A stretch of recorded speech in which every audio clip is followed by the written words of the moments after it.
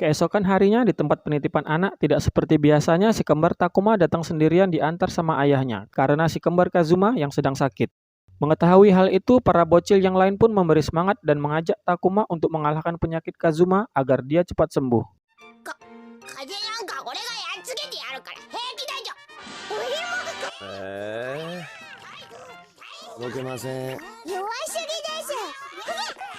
Tapi ya namanya juga anak-anak, saat bangun dari tidur siang, Takuma teringat sama Kazuma karena mereka memang belum pernah terpisah sebelumnya. Takuma yang merasa kesepian kemudian pergi keluar dari tempat penitipan anak dan pergi ke dekat gerbang sekolah berharap Kazuma akan datang menjemputnya.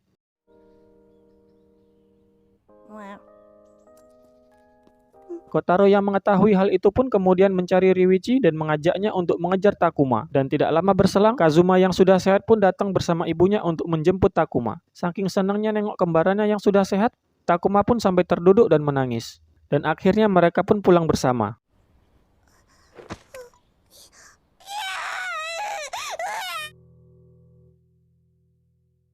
Kemudian saat ada festival, Taka mengajak Kotaro untuk pergi bersamanya. Dan saat akan menjawab, Kotaro ini malah cuma ngangguk sampai kepalanya kejedut pegang telepon. Saat bermain di festival, Taka secara tidak sengaja menghilangkan pedang mainan kesukaannya. Ryuichi dan Kamitani pun kemudian mencari ke sana kemari tetapi tidak menemukannya. Kamitani pun lalu menawarkan Taka untuk bermain lotre agar dia bisa mendapatkan mainan pengganti pedangnya yang hilang. Dan karena Taka kelamaan mikir, Kotaro pun langsung menarik lotre tersebut dan mendapatkan hadiah mainan yang sama persis dengan pedang mainan Taka yang hilang.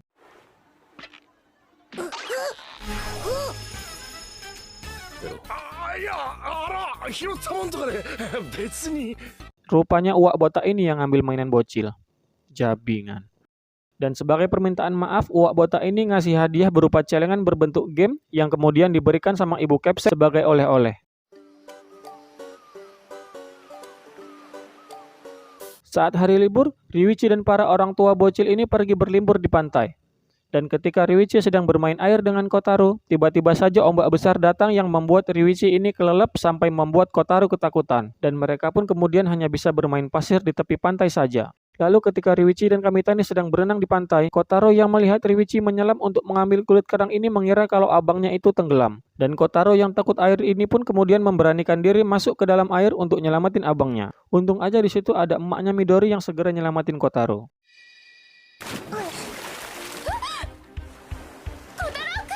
Niatnya sih bagus buat nyelamatin abangnya, tapi nggak sadar diri nih si bocil.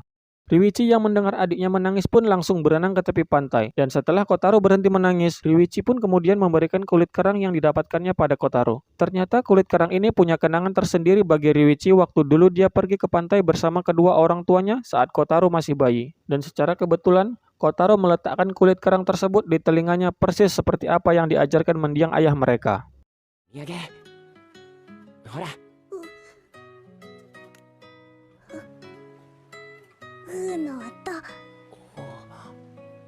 Setelah dari pantai, ibunya Kamitani ini datang ke klub pengasuh anak untuk mengajak para bocil melihat telur ayam yang akan menetas besok.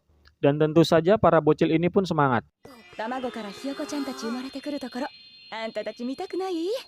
Karena udah nggak sabar, keesokan harinya pagi-pagi buta, Kotaro udah ngajak Ryuichi untuk ngelihat telur yang akan menetas. Lalu saat telur ayam menetas dan anak ayam sedang berusaha keluar dari cangkang telur, Kotaro yang ngelihat pun jadi ikutan ngeden sampai kepalanya mengeluarkan asap.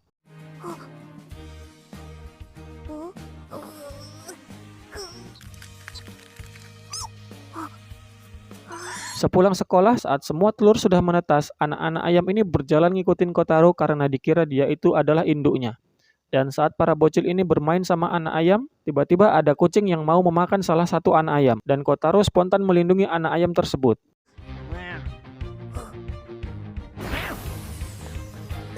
Untung aja di situ ada Kamitani yang langsung nangkep dan ngeluarin si kucing sehingga para bocil bisa lanjut lagi main sama anak-anak ayam. Kembali ke tempat penitipan anak, saat Ryuichi sedang main peta umpet sama para bocil, peta umpet koplak itu ngumpetnya. Terlihat ada teman sekelas Ryuichi yang bernama Ushimaru sedang mengintip kegiatan Ryuichi. Dan waktu hampir kepergok sama Ryuichi dan ketahuan sama Inomata, diketahuilah bahwa Ushimaru ini juga hampir sama dengan Inomata yang susah berinteraksi sama para bocil.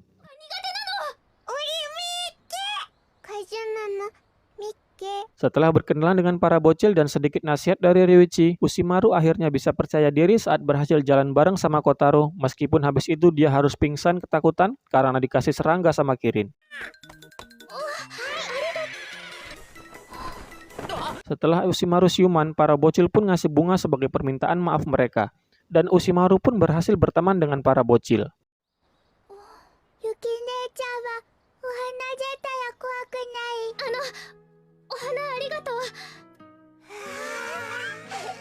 Saat liburan sekolah, Ryuichi diajak oleh teman-teman sekelasnya untuk nonton film di bioskop. Dia ini sebenarnya berat untuk pergi dan meninggalkan Kotaro. Tapi Pak Saikawa memaksanya pergi karena Ryuichi juga harus memperhatikan hubungan sosialnya bersama teman-temannya.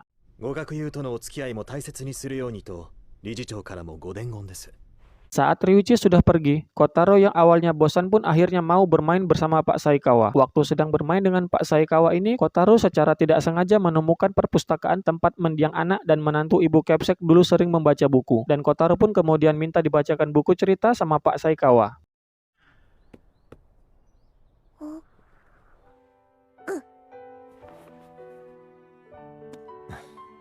Ibu Kepsek yang baru pulang lalu melihat ke arah perpustakaan dan merasa jika seolah anak dan menantunya yang sudah tiada sedang membaca buku di sana, karena Kotaro yang seolah berhasil menghidupkan kembali suasana di ruangan tersebut.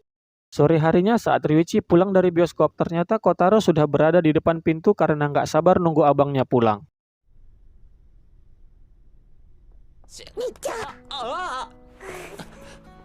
Kemudian saat masuk bulan Desember menjelang Natal, Kotaro yang melihat gambar Santa di mana-mana ini pun sangat terobsesi sama Santa. Sampai atuk-atuk jenggot yang lagi jalan sama anjingnya pun dikira Santa sama Kotaro. Di kelasnya Ryuichi ini kemudian bercerita dengan teman-temannya kalau dia ini ingin menjadi Santa saat malam Natal demi Kotaro, dan salah satu temannya pun meminjamkan kostum Santa buat dipakai sama Ryuichi.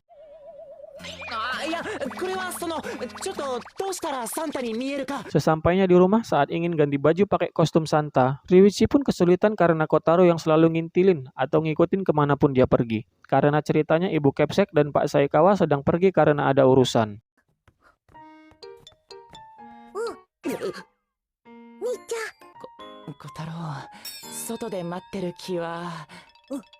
Tapi tiba-tiba bel pintu rumah pun berbunyi. Dan setelah dibuka, Ryuichi dan Kotaro pun terkejut karena itu rupanya adalah kejutan Natal dari teman-teman dan orang tua para bocil untuk mereka, dengan ayahnya Midori yang menjadi seorang Santa.